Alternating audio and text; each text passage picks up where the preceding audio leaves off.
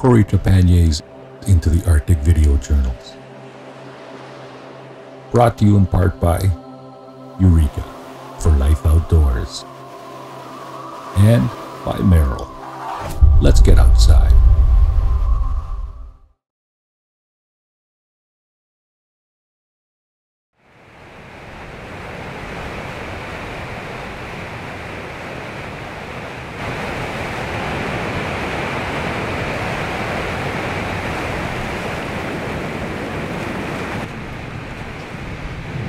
Well, according to the map, I think we're making a bit of ground.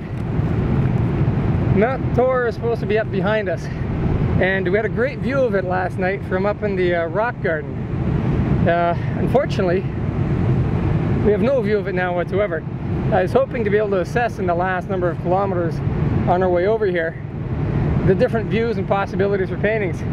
But this has changed the game a little bit. Using the contour lines, we're trying to assess where the best location might be to actually set up and paint. Looks like we get to sneak in under Thor's radar and cover a bit more ground, and at some point we hope that this fog will lift and we'll be able to see this majestic peak behind us.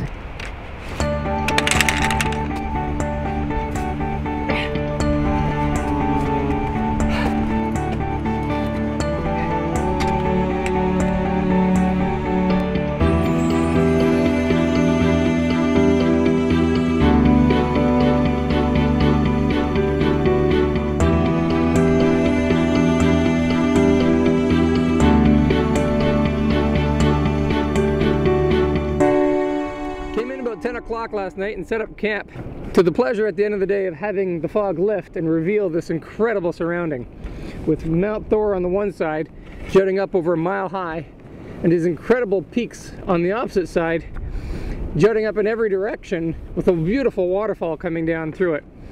This can be base camp for the next 3 days as I explore in and around this area to paint, and there's no lack of subject. Normally I try to enter into the wilderness without any preconceived ideas as to what I'll find so that I can just go and what I see and be inspired by the landscape, but it's pretty hard not to come here without having developed some ideas as to what might make a good painting. After all, it's some of the research that I did and finding imagery of this region that drew me here in the first place.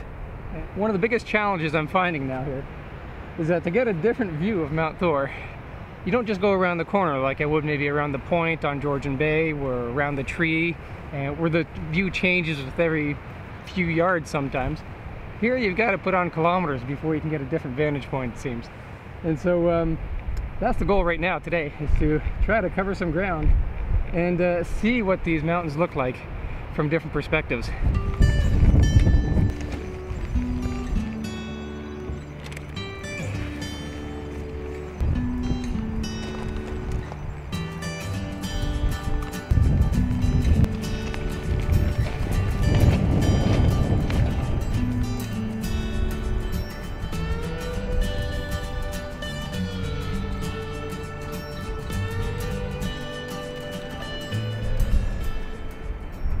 About halfway there, but there's no more Mount Thor.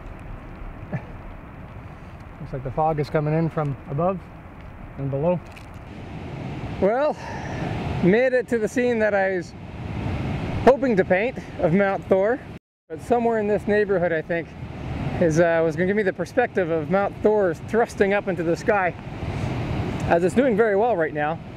What I really liked about this perspective is, first of all, the differentiation between the rock face as it slides up the front and then the backside of the river running down, melting off the glacier. In the background you've got another glacier and another little glacier tip, and then you've got the Weasel River flowing in the foreground, and even some old snow left over from last winter taking up a big part of the island through the middle. This perspective just lends a huge amount of depth and sort of sets Mount Thor in its place in the scenery, in this landscape of the valley. It just really brings all those qualities together, and combine that with a bit of light hopefully, and I think it would give me what I would really want for a really large painting. Hopefully tomorrow the weather will cooperate and give me a view that I'm hoping for.